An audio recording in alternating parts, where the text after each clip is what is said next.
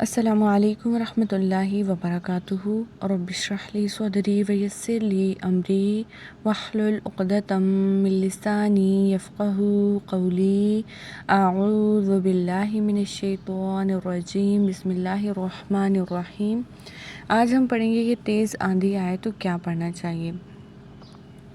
ہمیں پڑھنا چاہیے اللہم انی اعوذ بک من شرها، اے اللہ میں اس کے شر سے تیری پناہ چاہتی ہوں۔ اللہم انی اعوذ بک من شرها، اللہم غنہ ہوگا، انی نون پہ غنہ ہوگا، نی ایک الف کے برابر لمبا کریں گے، اعوذ بک، اسے ہم اسی طرح پڑھیں گے، ہم نے پہلے بھی پڑھا ہے، حمزہ کو تیزی سے پڑھیں گے، عین کو ایک الف کے برابر لمبا کریں گے، زال کو نرمی کے ساتھ اور تیزی سے پڑھیں گے، با اور کاف کو بھی دونوں کو تیزی سے پڑھنا ہے، میاں نون ساکن کی آواز کو ناک میں چھپائیں گے، یہاں پہ اکفا ہوگا،